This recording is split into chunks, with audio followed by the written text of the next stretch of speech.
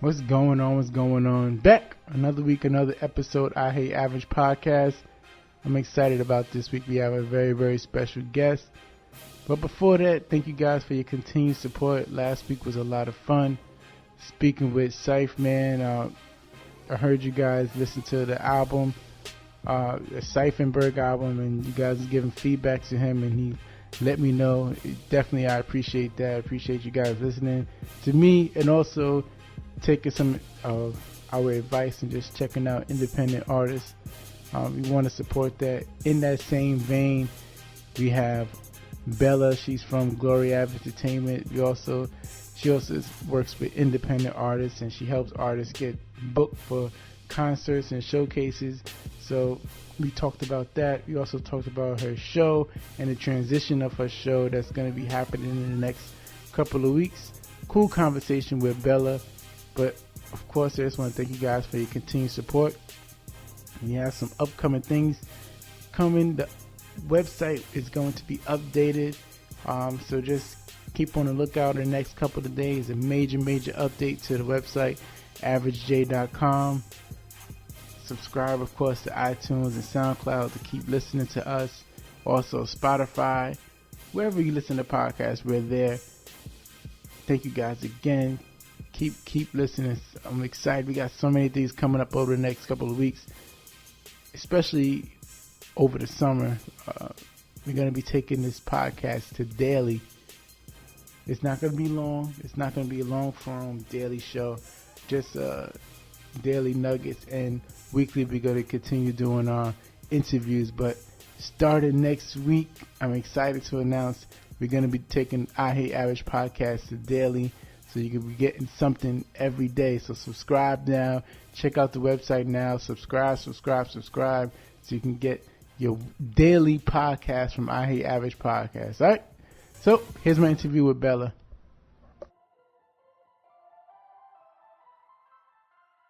This woman, she does it all. Bella, how you doing? How's everything? I'm good, Jay. How are you? I'm good. I'm great. Excited to get you on. So, you're doing so much. You're running concerts. You're helping out artists. You're pushing artists, and you're also doing your own thing in the media world. So, what got you started in the industry in the first place? What's the Bella story? So, to be very honest, I don't smoke and I very rarely drink. Okay. So I needed some kind of outage, right? Everyone has like their thing. True. And I just needed my thing. So I actually went on for someone's radio show on a round table, ladies round table. And at the moment I was just like, oh my God, I love this. So I actually started as Double Trouble Radio. Okay. With 2 Ds. It was another female, myself, Reese Riley. And so we started off, and it started off like just more like couples therapy, not really a lot of music. 2 months into it, she had a promotion and she moved to Atlanta. Okay. And everyone's like, so what are you going to do? Like, you seem like a natural. What are you going to do? Are you just going to leave? And I said, you know what? I want to try this on my own. And so I did the living on the edge relationship thing, but it's not what I wanted to do. Okay. And then it's funny because one of my first interviews was actually my boss, Chance Simmons, a.k.a. Admiral. Okay. And he's the one that, like, I was just like, he was just very easy to research. He was on all platforms. It was good to kind of dig up even personal dirt on him. Yeah. And I was just like, this is what I want to do. Personal dirt. Yeah. So, like, this is exactly what I want to do, you know. He had interviewed with a lot of people, and he said, wow, like, your interview skills is just different. You actually do research. Yeah. And I just fell in love with it from there. I love to help artists. A lot of people call me the Wendy Williams of the indie world because I don't say what people want to hear. Yeah. I say what needs to be said. And a lot of people, I've made a lot of people uncomfortable with that, but I stand strong with who I am. You know, I can't tell you, Jay, yeah, you did a great job when I don't really feel in my heart you did a good job. I feel you. It makes a lot of sense. And I think, honestly, you kind of need the criticism a little bit more in the indie world because you're actually going directly to the consumer. You don't really got any labels to fluff you up or anything, so you kind of need more direct criticism. Yeah. and we're the ones that are playing your music. You know, we're the ones that are going to play your music or support whatever it is that we're doing. So why not tell the truth? And my whole thing is, as long as you're criticizing and providing a possible solution, of course, yeah, I'm all for it. Now, if you're just critiquing and you're not giving me how to fix it, then that's a different story. Absolutely. Definitely makes a lot of sense.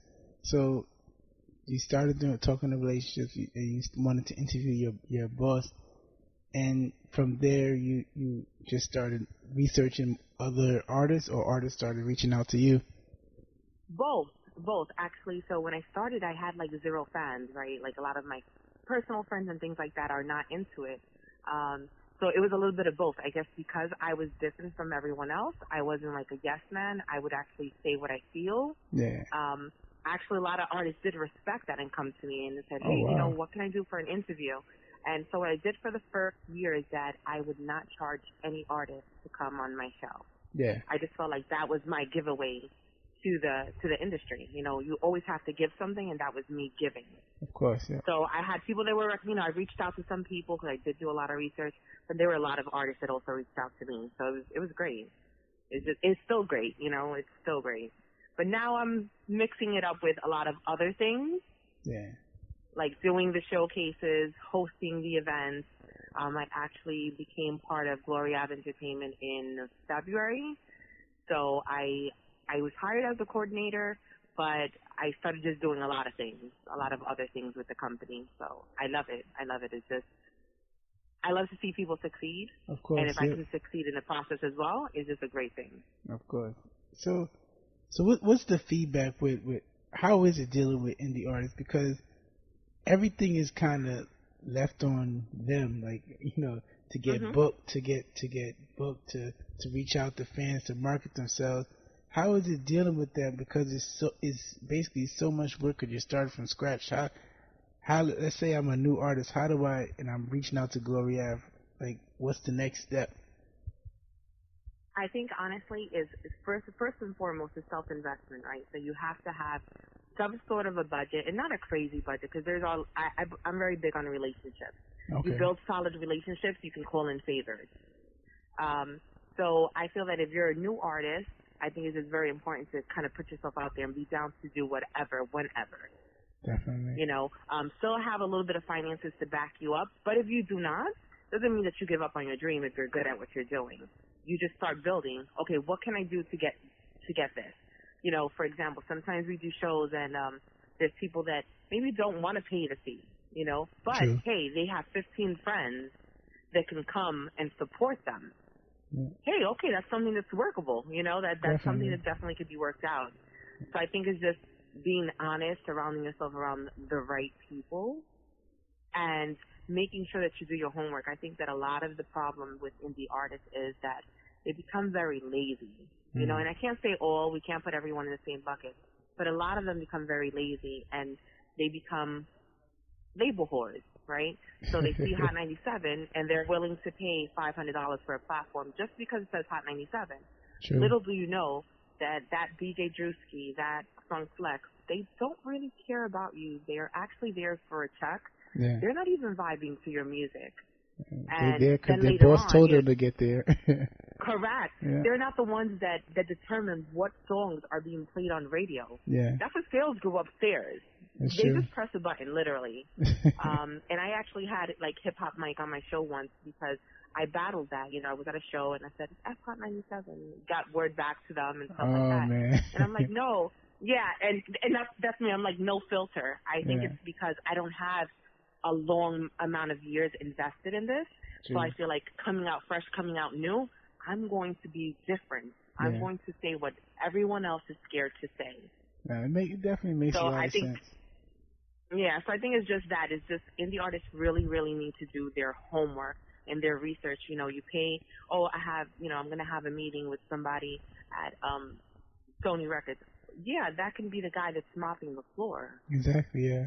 Anyone can get a banner. I can go to Brooklyn and get a banner that says Hot 97 for $100. It's true. Definitely true. And like you said, you could be mopping the floor. A lot of people work in those buildings. A lot of people working there, but you got to actually want to reach the people who's actually, you know, making the moves and making decisions. Yeah, exactly, yeah. I can walk in there. I can walk in the building and take a picture anywhere. You know, they let random people just walk in. It doesn't mean, you know, that I'm going to just give my money up like that. So I think that's number one, is just really, really doing their homework and not just going for it just because it says Hot 97 or Power or whatever the case may be. So I think that's like the biggest thing with indie artists. And then they become self-entitled. Yeah. You know, I'm sure that you come across a lot of them that you don't have a fan base, but you don't want to pay to be on a showcase. Yeah. Now, here's my thing. My thing is that when we do showcases, and I hate that word, but it's just a term that's used, when we do these shows, we don't really want the artist money, right? A good investor, they want that door money. The artist money is not something we really, really want. But, you know, dollars have to make sense as well. Things just have to make sense. And when an artist says, oh, I don't pay to perform, okay, so how many people can you bring into the building? 2. 4 people. Like, that doesn't work. That doesn't make... How is this making sense for both of us? Like, this doesn't make sense at all. So that sense of self-entitlement, and as you may know, the industry, when it comes to indie artists, is very cliquish, right? So you have, like, this little clique here in the Bronx, this little clique here in Brooklyn, and it's just like their own little cliques amp them up so much that they become self-entitled. Yeah. But out of that clique, how many people have bought anything? How many people have actually gone out and supported one of your shows? Yeah. Well, sometimes they support just so they can get in the show for free. So yeah. Or the just in case you make it, let me go to one of your shows. That's true. That's a lot of entourages you see that, you know, they don't buy the actual records, they don't buy they don't download the album, but they just they hang on just in case. Just in case something pops off later. And that's what I don't understand. Like, even when you have people doing sets, if there's just one artist performing, and I'm very strict on that, if only one artist is performing, why do you have 10 other people on the stage with you? Yeah. But I guess it's just the feeling of being hyped. Yeah, the video looks good for 5 seconds, but the reality is that you get lost in that crowd, you know? Of course, yeah. Especially if people don't know you yet, and you're just one of 10 people on there. You don't know who's the actual artist. Exactly. Who's the artist? For someone like me, if I'm walking into a new establishment, who's the artist? Yeah. And then you have the total opposite. Then you have what I call the cheers, right? Where everyone knows your name. You have those artists that perform in the same places all the time, the same venues all of the time. How do you show growth if you're going to the same places all of the time? Yeah. If you're an artist and you're going to a spot and everyone is singing to your song, there is a problem. Yeah. There's a problem. But I think people are afraid of growing. Like, let's say, like you just said, let's say if I'm from, let's say, Soundview, or I'm from Crown Heights, Brooklyn, and I know from that block I'm the hottest, I'm kind of afraid to branch out to go to do a show in Harlem, because I don't know. I know for a fact I'm not going to feel the same love, because they, like you said, they don't know our song. They don't know me. So I kind of got to, like, show myself all over again. Yeah, but if you don't do that, then you're going to stay stagnant. Then you can't complain when no one's coming out to your shows anymore, because reality is, even let's just say Jay, how many times are you really going to go to Jay concerts? Yeah, it's true. You know, it's the same philosophy. So, like, with this Joy and Rebuild, one of the platforms that we have at Glory Ave, that's what we're trying to break. We're trying to break that cycle of only the Bronx comes out for this, only Brooklyn comes out for this. So when we did all of New York, right? We did every borough. Then we came to Jersey, so our first show in Jersey was July 1st. And I'm going to tell you something. I was skeptical, because I said, you know, Jersey doesn't rock with New York because we're a little stuck up. Because we are. As New Yorkers, we're stuck up. And I can tell you, Jay, that it was a total opposite. There was so much love in the building. Wow. Everyone was vibing to everybody. And that's what we want to kind of get away from. Stop, you know, don't stay in your pocket all of the time. Don't stay in your clique all of the time. You have to branch out. Yeah, if you want to really make it, and this is not a hobby, you have to branch. Nah, definitely. And that's how you're going to build a fan base, because, you know, your friends are not your fans. They're just your friends. They just, you know, exactly. They enjoy your company, but they're not your actual fans. Yeah, most of the time, I'm sure even with your show, most of your supporters are people that you've gotten to know being in the industry. It's not, you know, the cousin or the dude you went to school with, high school with or whatever. It's going to be new people are going to be the ones that are going to support you the most.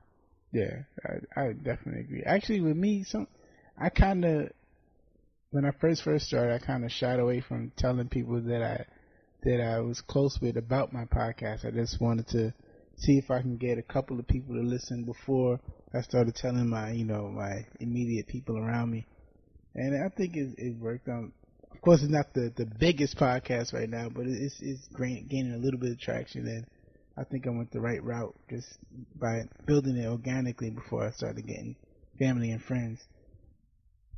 Yeah, because then those family friends are really quick to jump in and critique something, and kind of sometimes even make you lose a passion for what you're trying to do. True. So I think you did it the smart way as well. And everything is about building relationships. Like I said, even with these artists, like, hey, you may not have the money for this. And this is what I discussed with actually a producer. I believe it was with Music Maestro.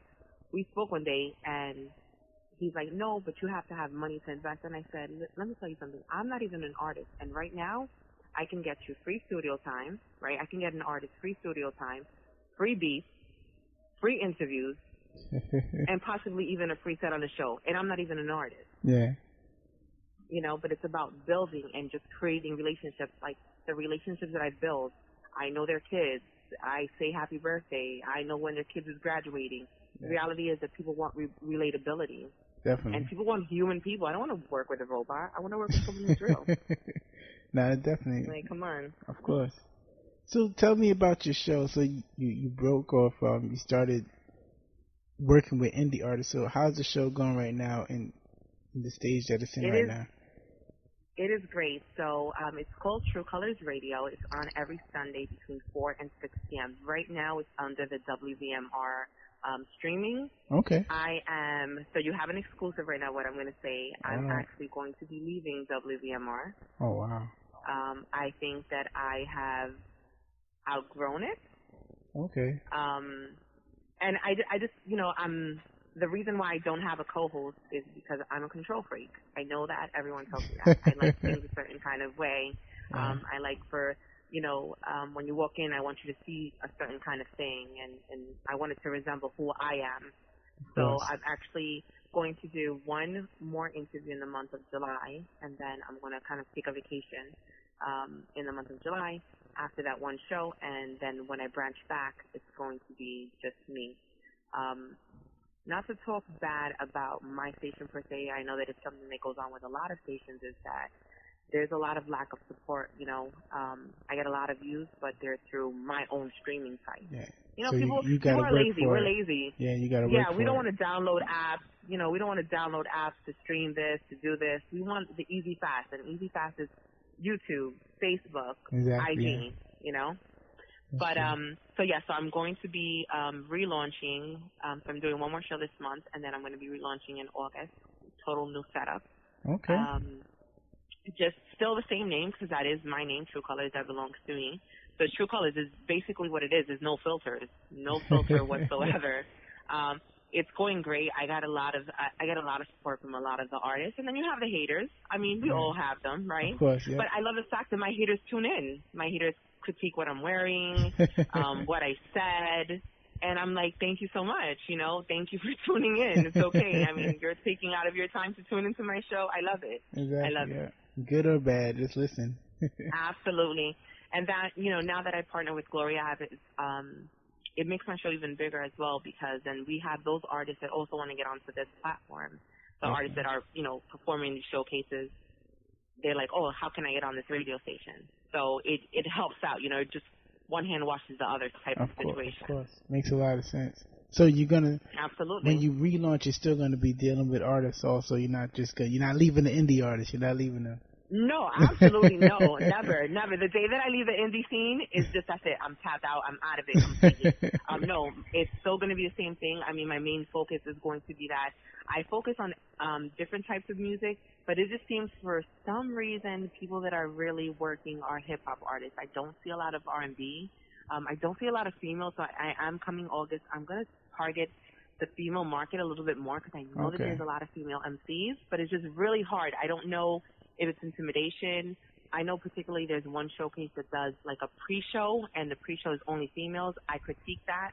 Yeah. So this is how I get myself in trouble, I guess. I critique that because then you're telling me by a pre-show that they're less valued. A pre-show basically is a filler. Yeah. For those 2 or 3 people that decide to actually come on time.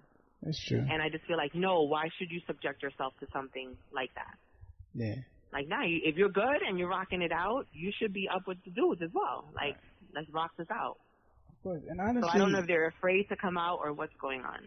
But I think a lot of dudes, they're intimidated by that, so they kind of purposely push them towards the back. They don't really want, they don't want to share the shine. I think it's just my. Yeah, but that's you think the gentlemen don't want to like share their spotlight? Yeah, I think so. That's horrible, though. I mean, I get it, but most females have a different type of flow. Like, there's a dope MC, she's out of Harlem, her name is Tookie Black, and she keeps it in her lane. She talks about sex, and she talks about being a female, and that's staying in your pocket. Now, when you try to be a little rough, then I can understand where men can feel a little intimidated. But, hey, the way I see it is there should never be no competition. There's a lot of hosts that, throw a little shade and tell me, go ahead, Bella, you can have the spotlight and all this and all that. And I'm just like, whatever. Yeah. You're not my competition. I'll bring you onto my stage. I'll bring you onto a show that I'm hosting, and I'll show you mad love because you are never going to be my competition. That's not the way I see things. I see, you know what? There was a post on IG. It had like a whole aisle of bread. Yeah. Different brands. Guess what? They all eat. They all sell money. Like, those owners, those CEOs all make money. Exactly. Just because I help you, I share my light of my candle, it's not going to turn off my candle or dim it. No. So, hopefully more female MCs come out, and because I know that they're out there. I just don't know what they're doing. Let's talk about the showcases period. Mm-hmm. I know there's female artists, but there's not a lot of females at the showcases at all. The showcases is like 100 guys and maybe 5 females. Is that much? Like, is it purposely marketed that way, or is it just the way it is? No, I don't. It's not. Well, I can tell you about our showcases. It's definitely not marketed that way. We actually post, and I say, tag a dope female MC. Like, listen, I'm willing to even take the loss and put you as a feature if you're dope, through the bread or whatever, just to kind of show out. They just don't pop up. I don't know if it's, maybe they're intimidated. Maybe like I said, so. I know we've done 6 shows so far, and I can tell you that we've had Tookie Black's on every show. She rocks with us on every show, and one additional young lady, called Buttania. She's from Brooklyn. She's dope too. Okay. Young girl, really good. But that's it. Like, I don't know what it is. I'm like, is it that you don't want to financially invest? I think it's the 100 dudes. I think it's 100 dudes at those shows, and they're a little nervous. but think of it this way, right? When you go to a club, they play music for chicks for the most part. Yeah. Because you want the chicks to stay, because the dudes are gonna stay if the chicks stay. It's true. So that's the way they should look at it. And like I said, in platforms where they're pre-shows, they come out. I see them. Yeah. I see 5, 6, 7 pre-shows. But what are you doing? There's nobody in the building. So are you afraid? Are you not comfortable? I don't know. We're gonna have to figure that out, Jay. Yeah, I don't know. I don't know. Figure that out and see what's going on, because we try. Like, we try. I know that there are some showcases that market that everywhere. It's just nothing but guys. And maybe no, it's like a sausage party. I don't know. It is. And maybe like the girlfriend of some of the artists. That's it. It's just nothing but guys and maybe 5 chicks. Maybe. Yeah, no, it's true. Well, you know what? I think that, and it's noticeable, right? When we did a show not in Queens, when we did the show Uptown, right? When we hit up Manhattan, and we did it in Manhattan. Okay. That show had the biggest females, and even other media that was there, they were like, "Oh my God, this is the first showcase where I see so many females, not performing, but just in the crowd." And they weren't the girlfriends of the dudes. That's major. That's a major win. Yes, it was like, and because of that, I thought, oh, maybe we're gonna get some girl love, MCs. No, I don't know what it is. We try. We really try. And me, like, I'm not a feminist, but I just believe in if you're good at, don't let nobody tell you that you're not good. Don't let anyone intimidate you. And I just don't know. They just don't come outside, Jay. It's so they weird. Don't want to come outside. To me, it's weird though, because once one of those artists really, really gets a following, then the next show is nothing but women. So I don't get it. They don't help them when they come up. Do you possibly think that? Can I curse? Yeah. Oh, do you possibly think that it's because they feel? Because there's some even R&B artists that don't care about showing their ass, which I'm like, what does your ass? If you're an R&B artist or an artist, what does your ass have to do with your talent? Yeah. But do you think that maybe a lot of female MCs feel that they won't get that buzz if they don't show their ass? That's a possibility. But you have like Young Ma. It's some that they. But you can't consider her a female MC though. She doesn't even consider herself a female MC. You're right. Well, Remy before, well now she's showing a lot more than she used to. But before she was a little rougher around the edges. She was hard, yeah. But I think that was, 10 years back? But 10 years back also, hip-hop was totally different when it came to females. Yeah. So I guess you're right. You had Missy, you had everybody that was on that same vibe. Like, we're not going to show asses. Because of IG, you kind of got to show something. That's disgusting and ridiculous. It's so sad that it's so true. But just to grab the attention, I think just to, because you're scrolling, and you just see a female with a tank top and some tight jeans, you're gonna keep scrolling. You're not even gonna look at the video. But when you see other things, you just stop and then you listen to the music, and then you might like the song.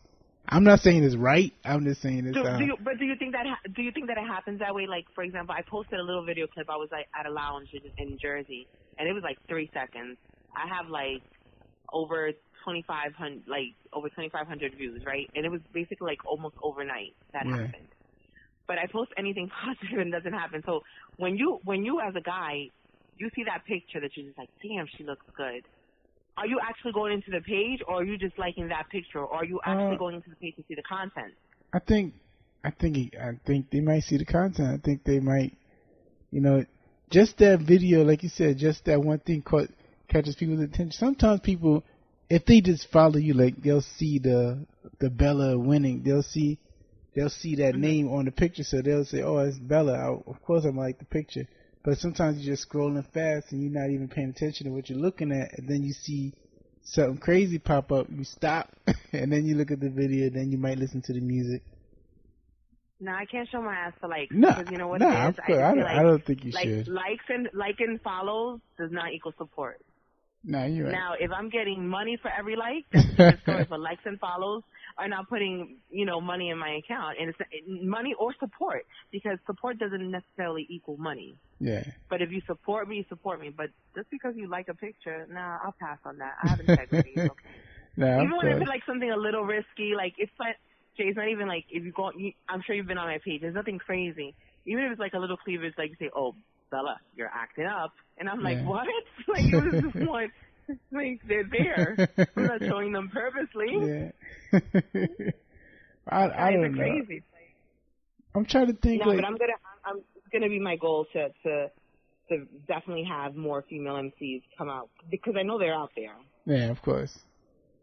They're out there. And of course, I see it on Instagram. I'm just scrolling and I just see, but I guess they feel that they got a show. I don't know why, but it's just the game, I guess. But just but the same thing with guys. Most of the guys that really, really gain the attention, they gotta flash money around. It's just the way the game is. How do you feel about that? Because I critique. All right, so I love Jay, right? Even though my favorite rapper of all time is not. Yeah. But I like Jay. However, I critique him a lot because I feel that he already lost his score card, which means after a certain amount of records, you can no longer talk about where you came from because you haven't known that life in a very, very long time. So please stop rapping about things that do not apply to you. And that goes for a lot of indie artists too. You got this fad now that you have a lot of indie artists like wearing fake chains Nah, I see all the really fake time. chains. All the Like time. you go from, I've known you for a year, you've never had a chain in your life. Now all of a sudden you have 5 of them, and I know you're not making bread. Yeah. How do you feel about And artists that actually do that, like that rap about things that they don't really live? Because I'm very old school when it comes to hip hop. yeah. I'm not saying that I don't like what's out now, but I'm old school. I think it's Instagram messed up a lot of things. I think people, they do it for the attention.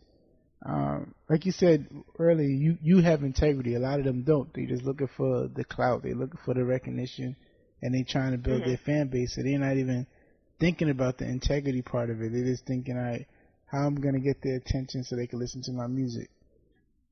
And that's but what then they I'm do. going to be a groupie, right? And I'm going to see you popping bottles or pretending that you're popping bottles, and I see you with all these gold chains, right? And then I go to a club and you have an empty cup. What's going on? It doesn't add up. It just doesn't add up. That's true. You know, you want to talk gang stuff, but then later on, if you're not about it, then what are you rapping about? It's true. And honestly, tell your own story. Of course. And that's how you kind of could tell, especially in the indie world, because you're rapping about getting money, you're rapping about having all these things, but there's no girls at your show. Then I know for a fact that you're lying. because most chicks are going to follow money. Yeah, exactly. So if you don't have any females, you don't have your little set of groupies, then yes, we all know that you're lying. Jay, I'm with you on that one. You're right. I'm gonna have to put a nice post on Facebook about that. Absolutely. Yeah. If all these showcases are sausage parties, but you're talking about you got bands, exactly. I'm gonna say that you're a fraud. You're a fraud. You're definitely a fraud. Yeah, definitely. No, but hopefully, like my goal, honestly, Jay, is just to really help it grow, like go towards the right direction. You know, there's so much shit going on.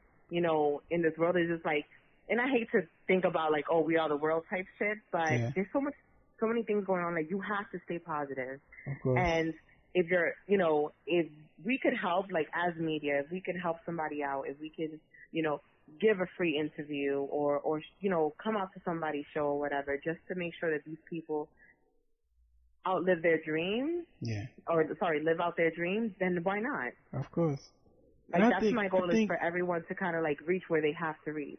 And I think people always say that rap is oversaturated, but I beg to differ, because there's so much opportunities. I think besides just playing your music on the radio, like your music could be sold to like a web series, or it could be in a movie, or it could be on a podcast. You can, like, music is kind of necessary, because people need so much content now, because there's so many different avenues of things. So I think now, if that really is your dream, now is the time to really go after it. And there's different styles. You know what I'm saying? There's just different styles of music. Like, I think that before, back 20 years ago, hip hop was just there was just like one type of flow. Yeah. Now it's just, there's so many variations of it that it's just like, everyone can actually win, because you know what you like, I may not like. It's true. The third person may like something else. You know, so there's definitely room for everyone, but everyone's so focused on being in everyone else's business and stepping on toes. It's true. And I think that's really important. Like, when you're building, especially when you're creating, like with our shows in Jersey, we actually visited a couple of shows in Jersey before we actually did our show here. Okay. And when we're discussing about days, I'm like, Wednesday's a no-go, because I know that spot over there does Wednesdays. They've been rocking for a while, yeah. Why would I do that? Yeah, you know, like, why would I do that? Like, even if it's my own territory, like, why would I stop someone from winning when I can do it on another day and be as successful? That's what I wanted to ask you also, about Mm-hmm. how cutthroat the indie world is. Is it cutthroat? Because from the outside, it seems like it is. Like, so many people are trying to get on. So is it cutthroat like that? Yes, absolutely it is. Absolutely. I can't say everyone, but I can say 98%. Wow. 98% is very, very cutthroat. I say this. Everyone uses everyone, and I'm okay with that. When you misuse a person, that's when it's a problem. True. And there's a lot of misusing. Like, I see it all the time. I've heard it. I've had conversations. You know, that's one thing. People when I'm on my radio show, people will come on and I'll say things that these artists look at me like they don't even want to agree with me on air. Wow. So once those cameras go off, they agree with they're everything. Like, yo, Bella, I feel the same way. I see. And it's because, and they're afraid because, you know, they're afraid of being blacklisted, which I could respect. Yeah. But if you don't have these artists, or at least a few artists, stand up and say what you really feel. Yeah, it's true. You know, things are not going to change, but it's very, very cutthroat. It's true. And it's when it comes to each other. Like, if everyone tries to be an artist, who's going to be the fan? It's true. Who's going to be the support if everyone's trying to be an artist? It's like, true. now you have everybody doing showcases. I can proudly say that we were one of the first ones that we had real sponsors. See, everyone wants to put a logo on their flyer and say they're a sponsor. No, our sponsors actually have to work. Yeah. You know, if I have a clothing line, like OTSS, they're one of our sponsors. They provide us clothing on all of our shows. Wow. If we have you as media, you have to be working, doing interviews, doing something. This is not just a free pass. Of course. You know what I'm saying? So it's just like, then I turn around and I see everybody else is doing the same thing. I'm all for, I get it. You're going to copy ideas. It is what it is, right? But can you give me some credit? Like, can you give me some credit? Because I'm new to this, and I just came in and came up with ideas, and you've been in this for 10 years. What's good? It's true. It's definitely true. Like, where's my cut? Where's my cut? But I really think it's so much opportunity, and thank you for helping these artists. Thank you for your platform, and I'm excited about your relaunch. Enjoy your break. I'm really, really excited to see what you have next. No, and thank you, and you have to come out. You have to come out to one of our shows. When is the next one you have in the city in New York? So, in New York City, we're not going to be back in New York until like the end of the year because we have part 2 in Jersey, like I said, on the 28th of this month, and then we're going to Pennsylvania. We're making 2 to 3 stops in Pennsylvania. Then we're moving to Washington and Baltimore. So, you know, we're sticking with this, you know, and we have other showcases, you know, like I Am Soul R&B that it's home to at the Ashford and Simpson Sugar Bar, and we also have Golden Voices, which is another R&B platform, and we're always looking to create, but this is one platform that Glory Ave doesn't mix with other people. This is that one platform that we're not willing to merge with anybody else because we know what our vision is. Of course. So. But you have to come out, you know. Jersey's just a bridge away. No, you're right. You're right. Absolutely right. So thank you so much again. So one more question. So when you go to the other cities, are you having local artists or are you having artists from New York and New Jersey when you go into DC and to? So that's absolutely. That's what our whole gimmick is basically like when we came to Jersey. So the same thing, like we started in the Bronx. We had people from Queens, from Brooklyn come out to the Bronx. Okay. And we went to Brooklyn. We did the same thing.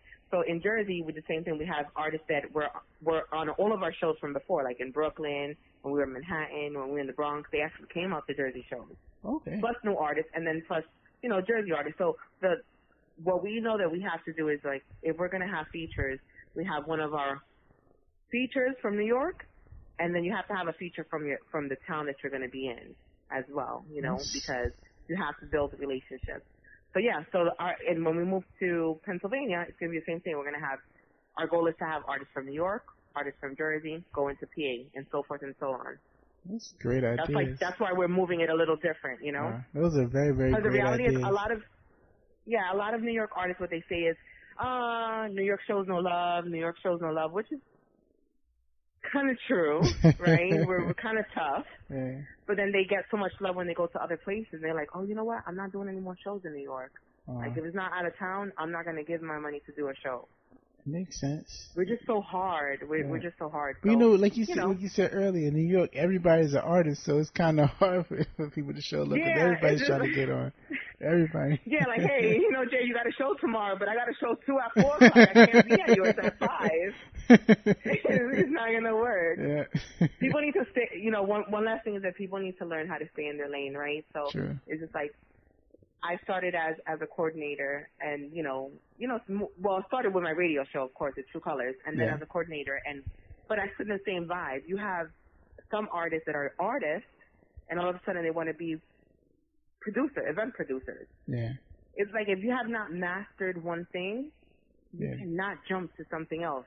Of course. But just because they see the wave going, and they just jump on it. And because they feel that it's a big money thing, and it's not. You know, the reality is that it's a lot of hard work. Of course. You know, coordinating an event it looks easy. It's not. You know, you have to be on point. You have to promote.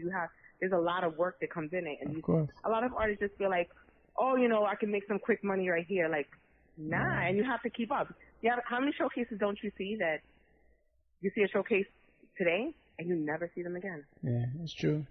Because it's not as easy as they thought. It's not. Yeah, it wasn't that easy. Yeah. Absolutely. No, but definitely, I want you guys. I want you to come out whenever you're free. If you're free for the 28th, of course, that would be super, super dope. Just let me know. I'm gonna try. I'm gonna definitely try to make it the 28th. That's Saturday, correct? Correct. That's a Saturday. Definitely, I'm gonna try. So definitely come on. Thank you so much for your time, for the opportunity as well, and thank you for what you do for the indie. I'll definitely refer some artists to you. There you have it. That's my interview with Bella from Glory Ave Entertainment. Continue to follow Bella on all social media. I'm going to put it in the show notes. Check her out. Check out Glory Ave Entertainment. Check out the direction of her show. It's going to be a lot of fun. I'm excited about supporting her. Also, continue to support us, I Hate Average Podcast. Like I told you in the intro, we're going to daily episodes, I Hate Average Podcast. So subscribe, and you can get your daily take of me, Jay. So we're going to be talking daily, different things, different topics. It's going to be different nuggets and perspectives on things, but we're going to continue to do the weekly interviews. But daily, we're going to have short mini episodes. Also, you could also always contact us, show@averagej.com. Once again, show@averagej.com. You can email us, let us know what you're thinking about the show, who should be on the show, who you want to see again on the show.